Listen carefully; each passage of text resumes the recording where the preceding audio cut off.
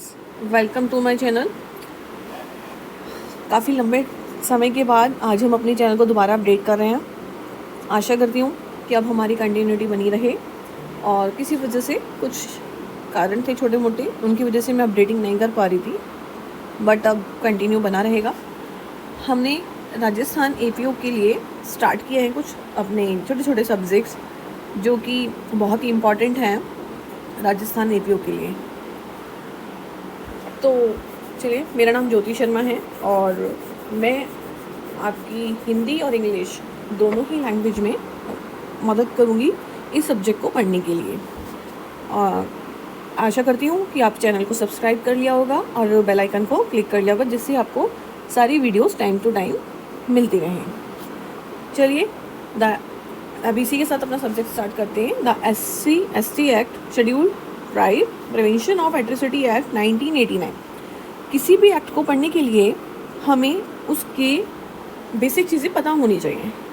Basic चीज़ें like उस act में कितनी धाराएं हैं, कितने चैप्टर हैं, कितने एनैक्टमेंट डेट क्या है, एनफोर्समेंट डेट क्या है, सब कुछ। ओके, तो the schedule caste schedule tribe act number 39।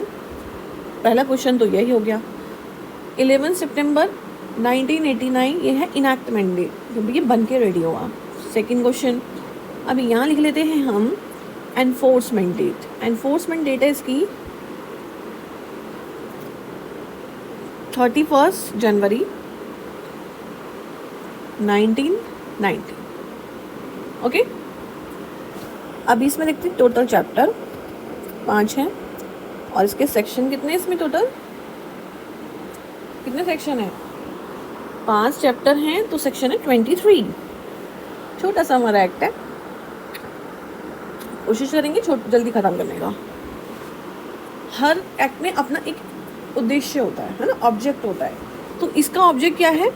इसका ऑब्जेक्ट ये है कि जो भी हमारी अनुसूचित जाति जनजाति के सदस्यों पर अत्याचार का अपराध करने का क्या करते हैं, ट्राई करते हैं, प्रिवेंट करना, उनको निवारण करने के लिए है।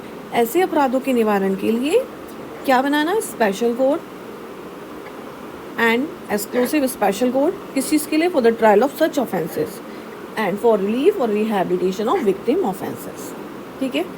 चैप्टर 1 बात करता है हमारा प्रिलिमिनरी। प्रिलिमिनरी में चैप्टर नंबर 1 में सेक्शन नंबर 1, 2 दोनों आ जाते हैं।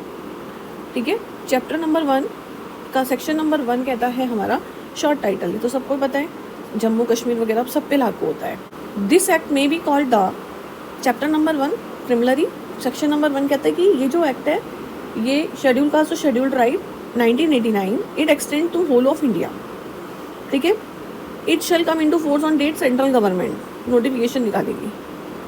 Very important section, definition in section number 2, important definition. Atrocity, atrocity मतलब होता है अत्याचार। अत्याचार, अत्याचार मतलब इन्होंने बोला वही जो सेक्शन 3 में ऑफेंस पनिशेबल है। ठीक। कोड का मतलब क्या होता है? CRPC। B, very important, B dependent. Dependent मतलब जो भी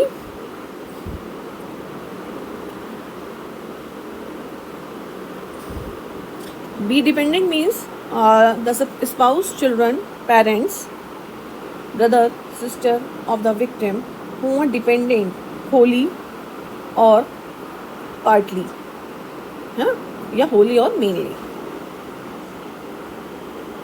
wholly or mainly on such victim or for his support and maintenance।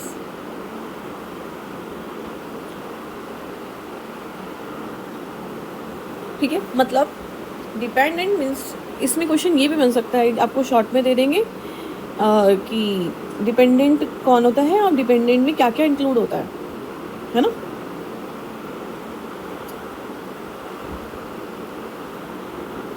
तो spouse, children, parents, brother, sister, यही शब्द याद करने।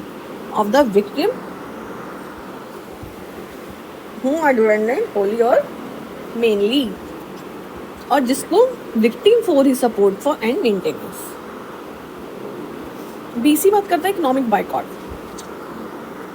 इकोनॉमिक बाइकॉट मतलब आर्थिक बहिष्कार, है ना, इकोनॉमिक मतलब फाइनेंशियली, तो आर्थिक बहिष्कार। वो कहते हैं कि ए रिफ्यूज़ल टू डील, मतलब आप अन्य किसी व्यक्ति से वर्क फॉर हायर, किराए पर उसको लेते हो काम करने के लिए, या कोई व्यवहार बिजनेस कारोबार करने के लिए, और फिर उसको आप मना कर देते हो, refusal to deal. To deny opportunity including access to service और contractual opportunities for rendering service for consideration, अवसरों की ऐसे अपॉर्चुनिटीज़ जिनमें सेवाओं तक पहुंचना, उनको प्रतिफल देना, ये सब चीज़ें अवसर हैं, आप उनको मना कर देते हो। रिफ्यूज़ टू डू, ठीक है। आगे हमारा चलता है बी डी। इसे इतना इंपॉर्टेंट नहीं है, सिर्फ ये पूछा जा सकता है कि बी सी में इकोनॉमिक बायकॉट है और बी बी में क्या है, डिपेंडेंट है, ठीक है। ए में एट्रोसिटी, बी में कोड, बी बी डिपेंडेंट, और बी सी इकोनॉमिक, और B D exclusive special code, और बी ई फॉरेस्ट राइट्स। इसका ये याद कर लेना। आजकल के पैटर्न में ना, एग्जाम पैटर्न में थोड़ा चेंजेस आ गया, तो एक्स के अंदर का ज़्यादा बोल रही, जो लगता है ना इलॉजिकल है, बेकार है, वो उठाने लग गए हैं, कुछ भी ले लेते हैं। तो forest right shall have the meaning assign to it in subsection 1 of section 3 of the scheduled tribe and other traditional forest dwellers recognisation forest right. मतलब फॉरेस्ट राइट के अंदर क्या आएगा, तो ये चीज़ B F manual convention important है। इसका मतलब होता है, मतलब वो बोलते हैं हाथ से, जो मतलब पहले लोग करते थे, अब तो मशीनें आ गई हैं, हाथ से मैल उठाने वाले। और shall have the meaning assign to in clause G of subsection 1 of section 2, ठीक है। पब्लिक सर्वेंट वही है जो आईपीसी में है, नॉट इम्पॉर्टेंट। और उसके बाद आते हैं हमारे schedule caste and schedule tribes, C. Schedule caste and schedule tribe have the meaning assign to them respectfully, very very important, ठीक है। क्योंकि सीधी बात है, पहले तो कॉन्स्टिट्यूशन में एक ही आर्टिकल है जो सब लास्ट में है, जिसमें सारी डेफिनेशंस हैं, सबको डिफाइन किया है, आर्टिकल 366। तो आर्टिकल 366 के 24 और 25 में बताया गया है कौन शेड्यूल कास्ट में आएंगे और कौन शेड्यूल ट्राइब में आएंगे, ठीक है। D special code, no important. E special public prosecutor, no important. E A important है। Schedule, schedule means schedule appended to this, मतलब शेड्यूल मीन्स होता है, शेड्यूल मतलब अनुसूची, इसमें वही होगा जो अनुसूची में बताया। E B special social boycott. Economic boycott किसमें है, इसमें इकोनॉमिक बाइकॉट, देखो फिर से रिपीट करते हैं। ए में क्या है, एट्रोसिटी। बी में क्या है, कोड। और बी सी में क्या है, बी के बाद बी बी डिपेंडेंट। फिर बी सी में क्या है, बी सी में है इकोनॉमिक बाइकॉट। फिर बी डी में क्या है, exclusive special code.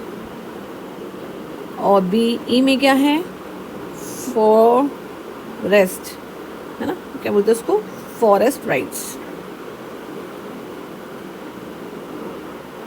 B E, B F में manual scavenger, and B G में पब्लिक सर्वेंट, सी में शेड्यूल कास्ट, डी में स्पेशल कोड, ई में special public prosecutor, E schedule means, E B social boycott. अब आता है E C, victim. Victim यानी individual who fall within the definitions SC ST under clause C of subsection 1 of 2। वो कहते हैं victim में वही आएगा जो सेक्शन नंबर 2 के क्लोज 1 में, 1 के सी में का मतलब ये कि जो इंडियन कॉन्स्टिट्यूशन एक्ट के आर्टिकल नंबर 36 के क्लोज नंबर 24 और 25 में क्या माने गए हैं, SC और ST माने गए हैं, वही विक्टिम में आएंगे, ठीक है। और एंड हु हैज सफर्ड और experience physical, mental, psychological, emotional, monetary harm और harm to property, result commission, जो भी इन चीज़ों से सफ़र कर, including his relatives, legal guardians and legal heirs, वो सब विक्टिम है। विटनेसेस कौन होते हैं, means any person who is acquainted with the facts, circumstances or possession of information has knowledge necessary for the purpose of investigation, inquiry or trial of any crime involving N offence under this act. F कहता है the word and expression use but not define, जो भी word use किए गए हैं इस act में but वो डिफाइन नहीं किए गए हैं तो उनका मतलब होगा, अगर वो आईपीसी में डिफाइन है तो वो, एविडेंस में तो वो, सीआरपीसी में तो वो, as any case may be shall be deemed to be meaning respectively assigned those में। सीधी बात है, जो भी शब्द या जो भी पद इस अधिनियम में यूज़ किया पर वो डिफाइन नहीं है तो आईपीसी, एविडेंस और सीआरपीसी में उनको डिफाइन किया गया है तो वही उसका मीनिंग होना समझा जाएगा जो उन एक्ट्स में है। ठीक है। Reference, any reference in this act to may any enactment और may provision thereof shall in relation to an area in which, इस अधिनियम में किसी अधिनियमित या उसके किसी उपबंध के प्रति किसी भी निर्दोष का अर्थ किसी ऐसे क्षेत्र के संबंध में जिसमें ऐसी स्थिति या ऐसी चीज़ें नहीं हैं, यह लगाया जाएगा कि उस क्षेत्र में लॉ के द्वारा यदि कोई हो तो वो रेफरेंस दिया गया है। चैप्टर नंबर 2 इम्पॉर्टेंट है बहुत। चैप्टर नंबर 2 बात करते हैं ऑफेंस ऑफ एट्रोसिटीज़, मतलब अत्याचार। एट्रोसिटी कहाँ पे है? 2A है ना, ऐसे याद कर लेते हैं। सेक्शन नंबर 3 कहते हैं पनिशमेंट फॉर ऑफेंसेस एट्रोसिटीज़, वो कहते हैं अत्याचार के अपराधों के लिए दंड। हूएवर, जो कोई, word is important, not being a member, जो कि SC/ST का मेंबर नहीं है। ठीक है। ए, कोई भी ऐसी कौन सी खाद्य जो खाने योग्य नहीं है या घृणाजनक, एब्नॉक्शियस है ना, बेकार चीज, सब्सटेंस, पदार्थ मैम उसके मुंह में डालता है। ठीक है। या ऐसे सदस्य को ऐसे अखाद्य या बेकार घृणाजनक पदार्थ पीने या खाने के लिए क्या करता है? मजबूर करता है, तो ऑफेंस पनिशेबल है। दूसरा, डम एक्सक्रेटा सीवेज करके और एनी एब्नॉक्शियस, वो कहते हैं कि अगर कोई भी किसी सदस्य द्वारा दखल करता परिसरों में या परिसरों के प्रवेश द्वारा कोई भी ये क्या कहते हैं इसको, सीवेज, एब्नॉक्शियस सब्सटेंस, कूड़ा, पशु शव या कोई भी घृणाजनक पदार्थ इकट्ठा करेगा, ठीक है, तो पनिशेबल। सी, जो भी SC/ST की किसी भी सदस्य को, ठीक है, इंजरी करेगा, इंसल्ट करेगा, है ना, या अनॉयंस करेगा किसी वेस्टेज द्वारा या किसी भी चीज़ के द्वारा घुमाएगा, तो वो भी। गार्लिंड मतलब माला, माला होती है गार्लिंड। किसी भी सदस्य को जूते की माला विथ फुटवियर और पैरेड्स नग्न या सेमीनेड आधा नग्न घुमाएगा, तो वो ऑफेंस है। ई कहता है कि forcible commit of member of a schedule का, अगर आप अनुसूचित जाति जनजाति के सदस्य पर फोर्सिबल मतलब बलपूर्वक ऐसा कोई कार्य करेगा जैसे कि वे व्यक्ति removing clothes from the person, है ना, व्यक्ति के कपड़े उतारना, फोर्सिबल टॉन्जरिंग ऑफ हेड, उसके सर का मुंडन करना, रिमूविंग माउचेस मतलब मूछें हटवाना, पेंटिंग फेस, उसके चेहरे को पेंट करना, पोतना, कोई भी ऐसे कार्य करेगा जो मानव की गरिमा के विरुद्ध है, ह्यूमन डिग्निटी, ठीक है, तो वो पनिशेबल है। रॉन्गफुली ऑक्यूपाइज, कोई भी सदस्य किसी के सदस्य के ऑक्यूपाई करेगा मतलब कब्जे में या उसको किसी भी सक्षम अधिकारी द्वारा उसको आवंटित किए जाने के लिए किसी भूमि को रॉन्गफुली पोजीशन में लेगा कि मैं करूँगा और उस पर खेती करना शुरू कर देगा, तो रॉन्गफुली डिस्पोजिशन, किसी भी ऐसे सदस्य को किसकी भूमि या परिसर से सदोष बेकब्जा कराएगा, किसी भूमि या परिसर या जल या सिंचाई सुविधाओं, ठीक है, सिंचाई सुविधाओं को पर वन अधिकारी सहित उसके अधिकारों के उपभोग में इंटरफेयर करेगा या उसकी फसल को नष्ट करेगा, तो इसका एक्सप्लेनेशन कहता है पर्पस ऑफ क्लोज एफ का है era F and this close expression wrongfully include, मतलब इसमें बोला रॉन्गफुली में क्या क्या इंक्लूड है, तो रॉन्गफुली में क्या क्या इंक्लूड है,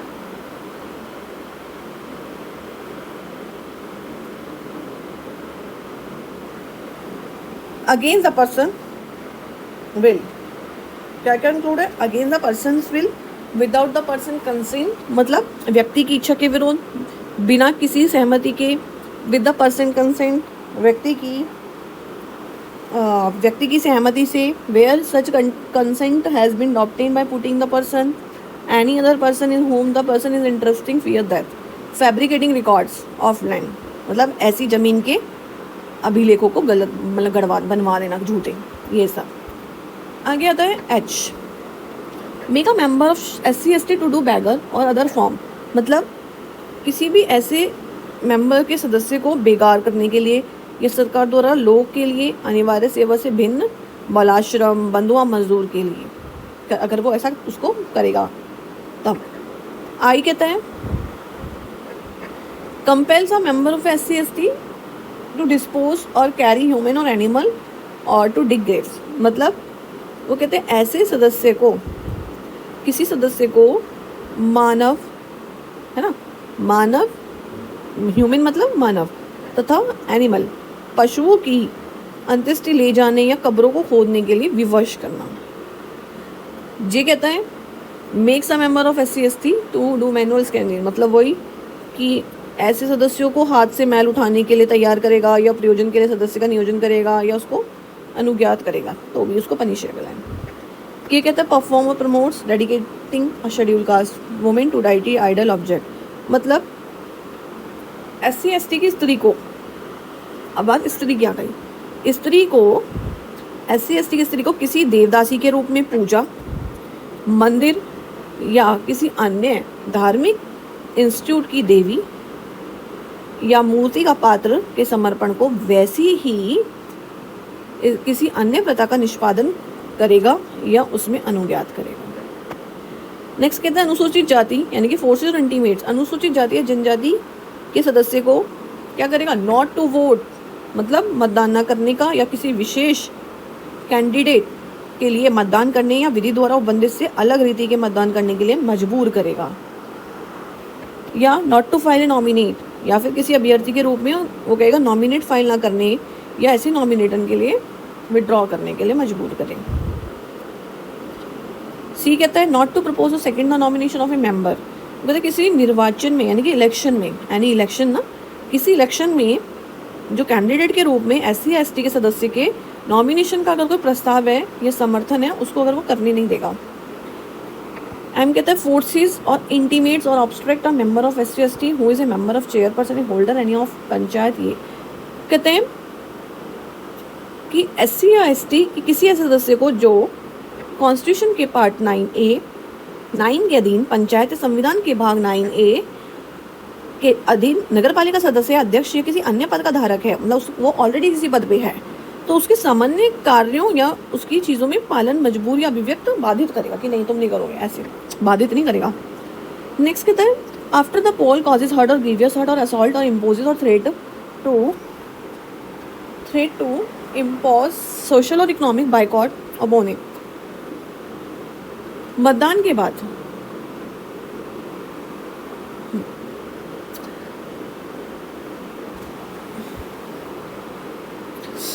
बाद किसी भी ऐसे SC/ST के किसी भी सदस्य को उपहति या गौर उपहति कारित करेगा, हर्ट या ग्रीवियस हर्ट, ठीक है, करेगा, या फिर असॉल्ट या इम्पोजेज ऑफ थ्रेटन, है ना, हमला करेगा या सामाजिक या आर्थिक बहिष्कार करेगा, धमकी देगा उसको ऐसे बोल करने के लिए तो भी ऑफेंस है।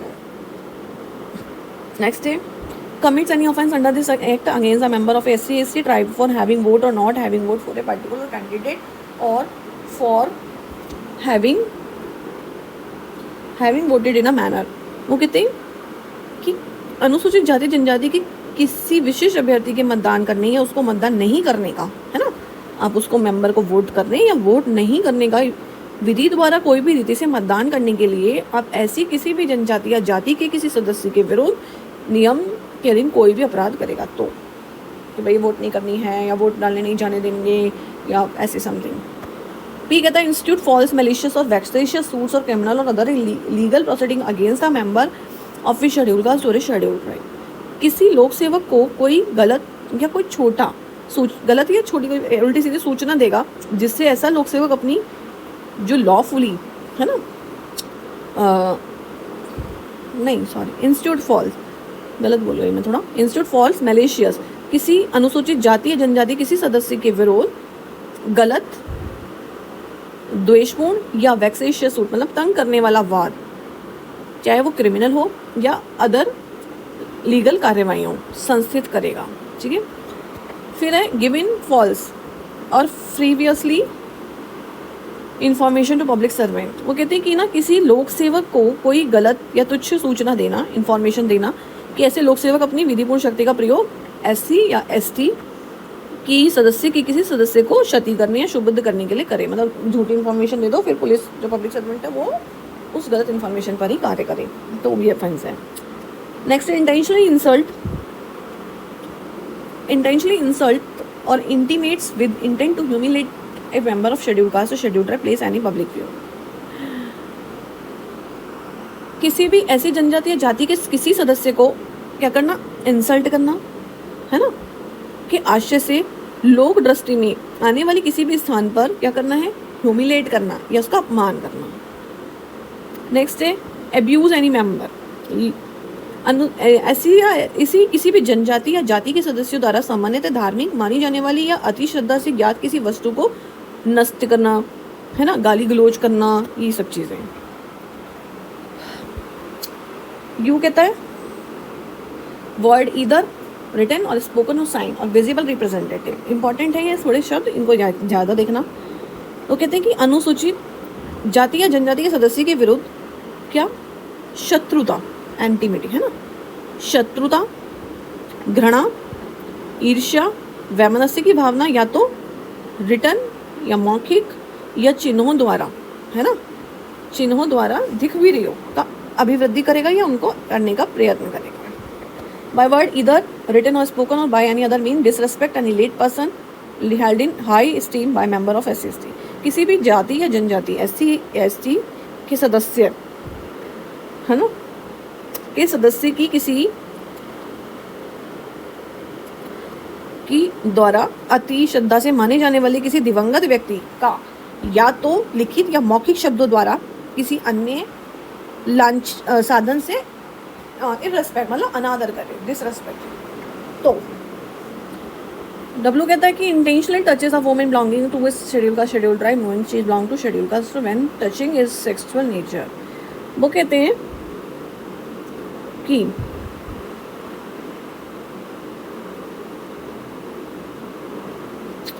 किसी भी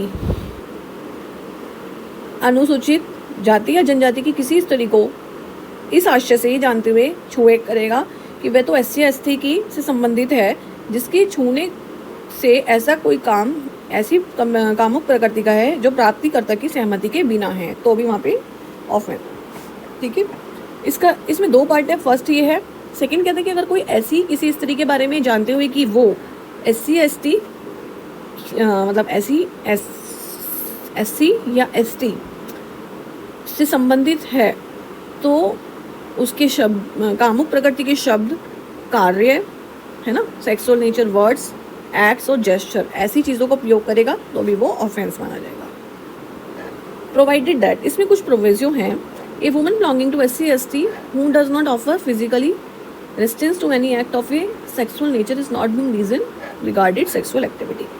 वो कहते हैं कि अनुसूचित जाति या जनजाति की कोई भी स्त्री जो कैसी हो, सेक्सुअल नेचर के किसी कार्य में शारीरिक अवरोध नहीं करती है, केवल इस फैक्ट के कारण उसको आप सहमति के रूप में नहीं मान सकते हो कि हाँ जी उसकी सहमति है।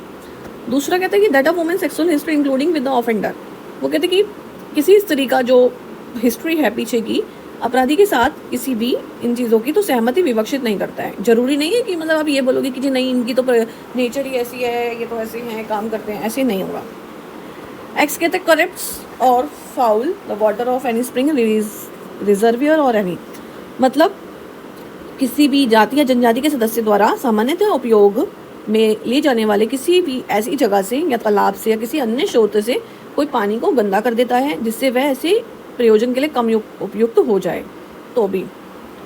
वाई कहता है denies are member of a schedule caste schedule tribe any customary right of access to public resource, मतलब किसी भी सदस्य को लोक समागम के किसी स्थान में गुजरने के लिए किसी ऐसे रूढ़िजन अधिकार का इंकार करेगा या ऐसे सदस्य को लोक समागम में कि ऐसे स्थान का उपयोग करने या उस पर पहुंच रखने के निवारित करेगा।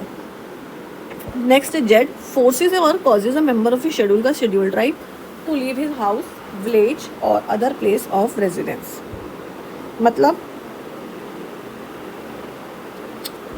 ये कहते हैं कि अनुसूचित जाति या जनजाति किसी सदस्य को उसका घर, गांव या निवास का अन्य स्थान छोड़ने के लिए अगर वो मजबूर करेगा या छुड़वाएगा तो भी वो एक offence. Provided that nothing contain in this clause shall apply to any action taken in discharge of a public duty. इस खंड की कोई भी बात किसी भी लोक कर्तव्य के निर्वहन में की गई किसी कार्यवाही को लागू नहीं। एक जोड़ा इन्होंने ZA, जो ये कहता है ऑब्स्ट्रिक्ट और prevent a member of SC/ST in any manner with regards, मतलब SC/ST के सदस्य को निम्नलिखित के संबंध में किसी भी रीति से बाधित या निवारित करेगा। अब ये कुछ रीतिज और दे दिए हैं, जैसे using common property resources of area, wells and grounds, other using river, ये सब चीज़, मतलब कोई ऐसे क्षेत्र जहाँ पे कुछ ऐसे संसाधन है जैसे कब्रिस्तान, शमशान भूमि का उपयोग करेगा, नदी, सरी, कुएं, तालाब, जल, है ना, उन चीज़ों का स्थान का घाट जहाँ कोई सार्वजनिक परिवहन है, कोई सड़क या मार्ग का उपयोग करना, अगर उससे मना करोगे तो भी कहता है माउंटिंग और राइडिंग बाइसिकल और मोटरसाइकिल, वियरिंग फुटवियर और new clothes in public place और टेकिंग और वेडिंग प्रोसेशन, मतलब साइकिल या मोटरसाइकिल या सवारी करना, सार्वजनिक स्थानों में जूते या नए कपड़े पहनना, शादी या किसी चीज़ में जाना, है ना, तो उन चीज़ों से नहीं रोकोगे। Entering any place of worship which is open to the public और अदर पर्सन प्रोफेशन, वो कहते हैं जनता या समान धर्म के अन्य व्यक्तियों के लिए खुले किसी पूजा स्थल में प्रवेश करना या जाटरस सहित किसी धार्मिक, सामाजिक या सांस्कृतिक शोभा यात्रा में भाग लें से नहीं रोकेगा।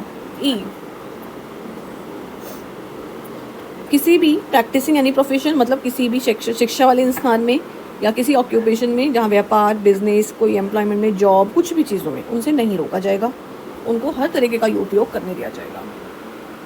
किसी भी व्यवसाय को करने दिया जाएगा, नौकरी में चीज़ें मिलेंगी, जनता या किसी भी वर्ग के अन्य लोगों को उपयोग करने या उस तक पहुँचने का सबको अधिकार है ना। ZB कॉजेज फिजिकली हार्म और mental agony of a member of a schedule का शेड्यूल राइट, जादू टोना करने या डाइन होने के किसी भी ऐसे स्टेट, मतलब इस तरीके से जैसे बोल देते हैं एलिगेशन वगैरह जो लगा देते हैं ना, इन चीज़ों के से शारीरिक हानि पहुंचाएगा या मानसिक यंत्रणा देगा तो भी वो पनिशेबल है। Impose or threaten a social or economic boycott of any person or a family or a group belonging to a schedule का शेड्यूल राइट, वो कहते हैं यदि कोई अनुसूचित जाति या जनजाति की किसी व्यक्ति या कुटुंब या किसी ऐसे समूह का सामाजिक या आर्थिक बहिष्कार करेगा या उसकी धमकी देगा तो पनिशेबल। तो इतनी सारी, यानी कि A से लेके Z तक की जो भी ऑफेंस हैं उन सब की पनिशमेंट कितनी होगी, shall be punishable imprisonment for a term which shall not be less than 6 months but which may extend to 5 years and with fine, जो कि 6 साल से कम नहीं होगी, सॉरी 6 महीने से कम नहीं होगी और 5 साल तक हो सकती है और फाइन।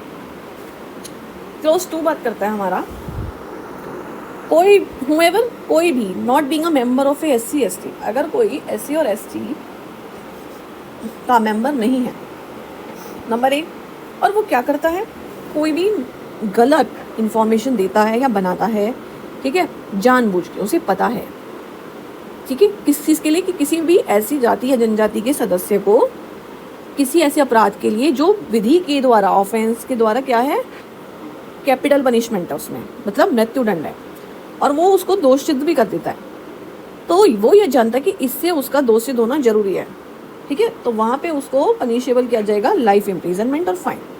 और यदि इनोसेंट मेंबर SC या ST convicted and executed consequence of false evidence, मतलब और यदि वो बंदा किसी के निर्दोष सदस्य को ऐसे गलत या झूठे साक्ष्य के साथ में दोष सिद्ध किया भी जाता है और फांसी दी जाती है, उसको मान लो पनिशमेंट दे दिया और उसको फांसी भी हो गई, तो वह व्यक्ति जो ऐसा गलत साक्ष्य देता है, करता है, उसको भी वही सेम ऑफेंस मिलेगा। ये बहुत इंपॉर्टेंट है क्योंकि पूछा जा सकता है कैपिटल पनिशमेंट कहाँ दी गई है। तो सेक्शन नंबर 3 के क्लोज नंबर 2 के 1 में ये दिया गया है। 2 कहता है गिवन अ फॉल्स एविडेंस, अगर मिथ्या साक्ष्य देना या बनाना जिससे उसका आशय है कि ऐसी जाति या जनजाति के सदस्य को ऐसे अपराध के लिए जो क्या है, कैपिटल पनिशमेंट तो से दंडनीय तो नहीं है, लेकिन 7 साल या उससे ज़्यादा की टाइम पीरियड के लिए दंडनीय है, और वो वहाँ पे दोष सिद्ध भी हो जाता है, और वो जानते हैं कि वो दोष सिद्ध हो जाएगा, वह कारावास से जिसकी अवधि कितनी 6 महीने से कम नहीं होगी, not less than, but which may extend to 7 years और अपवर्ड विद फाइन। ठीक है, आगे चलते हैं। 3, commit mischief by fire explosive, मतलब आग से या कोई विस्फोटक पदार्थ द्वारा मिसचीफ करेगा जिससे उसका आशय है कि उस जाति या जनजाति के किसी भी सदस्य की संपत्ति को नुकसान हो जाए, प्रॉपर्टी को खत्म हो जाए, प्रॉपर्टी तो, और वो जानता है कि इससे हो जाएगा, तो फिर वहाँ पे उसको 6 महीने से कम की सज़ा नहीं दी जाएगी और जो कि एक्सटेंड हो जाएगी 7 ईयर। ये दोनों सजाएं सेम है। नेक्स्ट है commits mischief by fire or any explosive substance intending to cause or knowing it to be likely that, आग या फिर किसी विस्फोटक पदार्थ द्वारा मिसचीफ करेगा जिससे आशय की जिस भवन, मतलब वो बिल्डिंग, कोई भी बिल्डिंग है ना जहाँ पे उस सदस्य के द्वारा कोई पूजा की जाती हो, वर्शिप, या वहाँ पे ह्यूमन रहते हों, या उसकी कोई ऐसी प्रॉपर्टी है ना जहाँ पे उसे पता है कि ये खराब हो जाएगी, तो वहाँ उसको क्या होंगे, punishment with life imprisonment with fine. 5th कहते हैं commit any offence under the Indian penal code punishable with imprisonment for a term of 10 years or more against a person or property. मतलब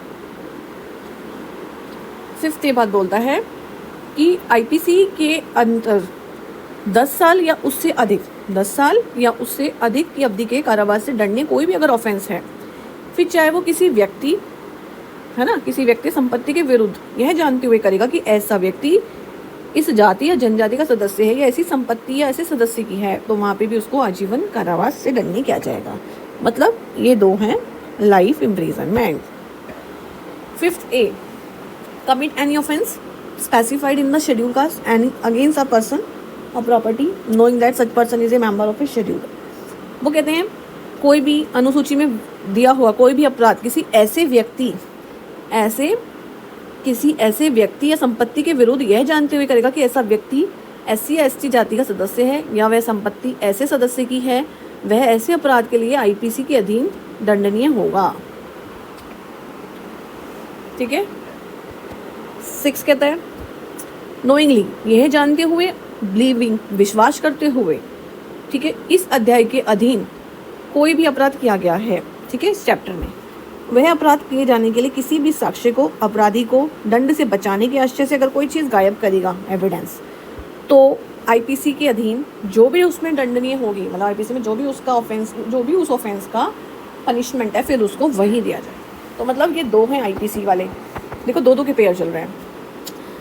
ठीक है। 7 कहता है बीइंग अ पब्लिक सर्वेंट, लोग very very important, public servant होने के नाते अगर कोई कमिट करता है ऐसा ऑफेंस इस सेक्शन में जो कि शैल be punishable imprisonment for it which shall not be less than 1 year, 1 year से कम नहीं होगा, और जो कि एक्सटेंड हो सकता है punishment provided for that offence, मतलब 1 साल से कम की सजा तो मिलेगी नहीं, लेकिन वो जो और भी ऑफेंस से रिलेटेड डील करेगा तो वहाँ तक भी पहुँच जाएगी।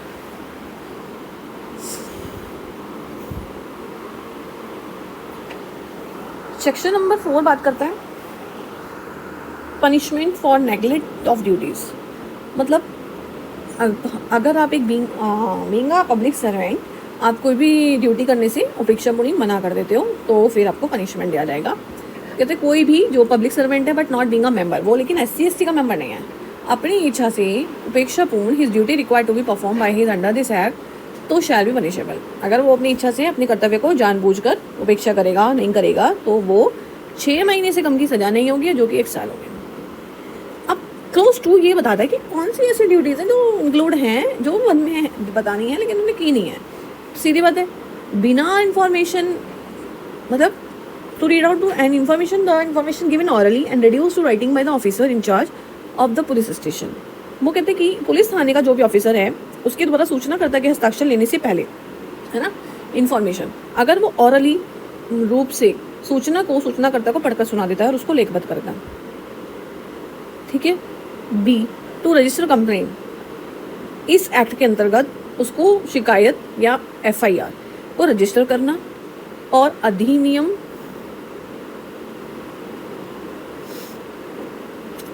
रजिस्टर करना और अधिनियम के उपयुक्त धाराओं के अधीन उसको रजिस्टर करना। फिर ये कहते हैं फर्निश कॉपी इन्फॉर्मेशन रिकॉर्डेड, मतलब जो भी सूचना आपने दी है उसको एक प्रति सूचनाकर्ता को भी देंगे आप। रिकॉर्ड स्टेटमेंट विक्टिम और विटनेसेस, पीड़ित विटनेसेस के कथन को भी, जो भी उनके स्टेटमेंट है उनको भी लिखेंगे। ई कहता है conduct the investigation and file chargesheet in special court और द एक्सक्लूसिव स्पेशल कोर्ट। मतलब जो भी इन्वेस्टिगेशन या करना है, इन्वेस्टिगेशन जो करना है उस और स्पेशल कोर्ट या एक्सक्लूसिव मतलब अनन्य स्पेशल कोर्ट, वो आपको 60 दिन के अंदर एक चार्जशीट फाइल करनी होगी उसमें, और तथा बिना देरी के, यदि कोई हो तो लिखित में भी, अगर देरी है तो फिर आपको राइटिंग में देना होगा। इम्पॉर्टेंट है। एफ कहता है to correctly prepare, frame and translate any document or electronic record. मतलब किसी भी डॉक्यूमेंट या इलेक्ट्रॉनिक डॉक्यूमेंट को सही रूप से तैयार करेंगे, ठीक है, और उसका ट्रांसलेट करेंगे। जी कहता to perform any duty specified this in rule. मतलब इस अधिनियम या उसके द्वारा बनाए गए नियमों के अंतर्गत ही किसी भी ड्यूटी का पालन करेंगे, परंतु जो लोक सेवक के अगेंस्ट अगर इस संबंध में कोई भी आरोप यानी कि चार्ज अगर कोई लगता है तो वो सिर्फ किसकी सिफारिश पे लगेगा, ये इंपॉर्टेंट है, रिकमेंडेशन ऑफ एडमिनिस्ट्रेटिव इंक्वायरी। ठीक है। क्लोज से कहता है cognizance in respect of any relaxation of duties public servant shall be taken. मतलब जो लोक सेवक द्वारा जो भी क्लोज 2 में कर्तव्य की अगर वो कोई अवहेलना करता है, नहीं करता है, तो उसका जो कॉग्निजेंस है वो या तो स्पेशल कोर्ट या एक्सक्लूसिव स्पेशल कोर्ट द्वारा लिया जाएगा, और ऐसी लोक सेवक के विरुद्ध क्रिमिनल प्रोसीडिंग के लिए निर्देश दिया जाएगा। ठीक है। सेक्शन नंबर 5 कहता है एनहेंस पनिशमेंट हमारी आईपीसी में भी है। वो कहाँ है आईपीसी में? सेक्शन नंबर 75 है ना, आईपीसी 75 इसको ज्वाइन कर। Whoever having already been convicted of an offence under this chapter is convicted for the second offence or any offence। वो कहते हैं कि जो भी कोई व्यक्ति, whoever कोई भी व्यक्ति जो पहले से ही कन्विक्टेड हो चुका है अंडर दिस चैप्टर, इस चैप्टर के अंदर, है ना, और फिर वो दोबारा से कन्विक्टेड हो जाता है, सब्सिक्वेंट पनिशमेंट लेते हैं उसको, तो वो शैल बी पनिशेबल होगा imprisonment not be less than 1 year but which may extend to punishment provided for that offence. तो जिसकी अवधि 1 साल से तो कम नहीं होगी, और लेकिन तो जो उस अपराध के लिए उपबंधित दंड तक हो सकेगी।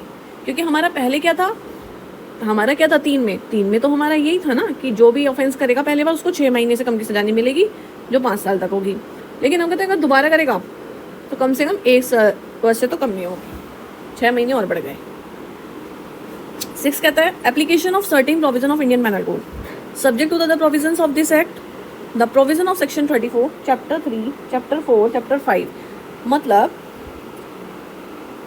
इस अधिनियम के अन्य उपबंध के रहते हुए भी आईपीसी के section number 34 chapter 3 4 5 5A 149 chapter 23, ठीक है, जहां तक हो सके इस एक्ट के प्रयोजन के लिए उसी प्रकार लागू होंगे जिस प्रकार वो आईपीसी के प्रयोजन के लिए लागू होते हैं।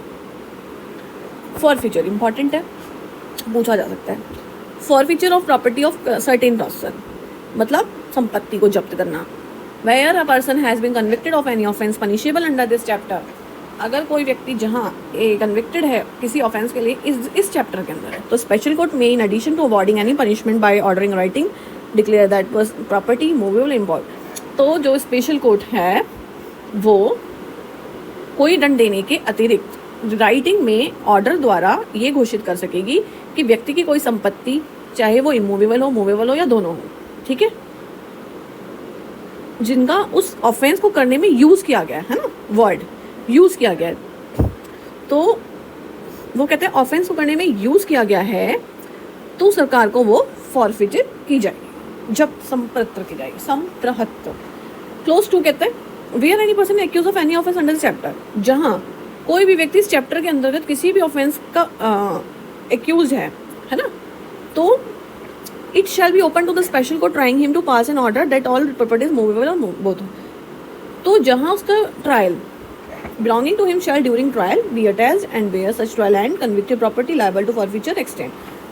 तो वो कहते हैं कि जहाँ पे जो भी बंदा मतलब व्यक्ति इस चैप्टर के अंतर्गत किसी ऑफेंस का एक्यूज्ड है, वहाँ उसका जो ट्रायल करने वाला स्पेशल कोर्ट है, ऐसा ऑर्डर करने के लिए वो स्वतंत्र है ना, वो एक ऐसा ऑर्डर कर सकता है कि उसकी सभी या कोई भी संपत्ति, है ना, कोई भी संपत्ति या सभी संपत्ति, चाहे फिर वो स्थावर हो, मतलब मूवेबल हो या इमूवेबल हो या दोनों हो, ऐसे ट्रायल की टाइम पीरियड के दौरान कुर्क की जाएंगी, और जहाँ ऐसे ट्रायल का जो रिजल्ट है वो अगर वो कन्विक्ट हो जाता है ना, कि भाई हाँ दोष सिद्धि हो गई, इसी ने ऑफेंस किया है, तो वहाँ इस प्रकार जो भी फॉरफिटेड की गई संपत्ति होगी, है ना, अटैच की हुई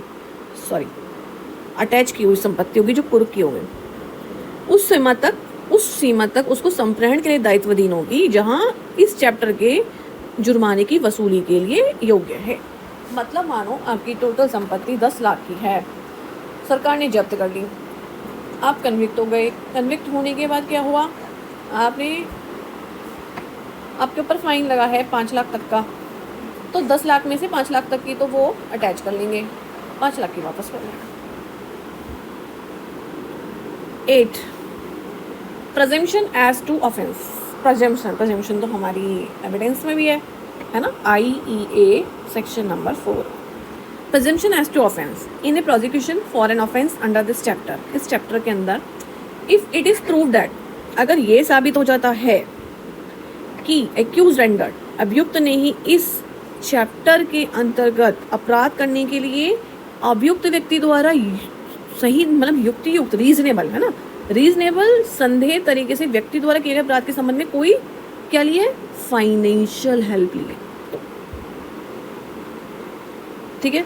B a group of person, व्यक्तियों के किसी समूह, an offence under this chapter, ने इस चैप्टर के अधीन अपराध किया है ग्रुप ने, एंड और यदि इफ इट इज प्रूव, और ये प्रूव्ड हो जाता है कि the offence committed was equal to any existing disputing regarding land or any other matter, और ये प्रूव हो जाता है कि जो ऑफेंस किया गया भूमि है या जो भी अन्य विषय के बारे में कि ये विवाद, ये जमीन या ये भी चीज़, ये विवाद का फल है, तो वहाँ ये प्रेजम्पशन की जाएगी कि offence was committed in furtherance of common intention or in prosecution of the common object.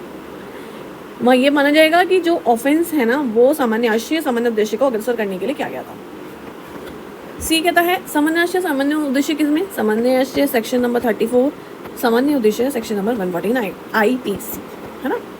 सी कहता है the accuse was having personal knowledge to victim of his, अगर अपराधी को विक्टिम के या उसके परिवार के बारे में पर्सनली इंडिविजुअल ज्ञान रखता था, तो न्यायालय यह प्रेजम्पशन करेगा कि एक्यूज वाज अवेयर, कि ना जो न्यायालय ऑब्जर्व करेगा जब तक कि ये साबित ना कर दिया जाए कि हाँ उसको नहीं था या नहीं, मतलब वो अनजान था या जो भी था, कि नहीं जी उसको तो पता था।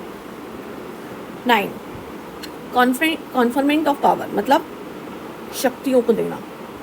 Not withstanding anything contain in the code or in any other provision of this act, the state government may if it considers it necessary or expedient so to do.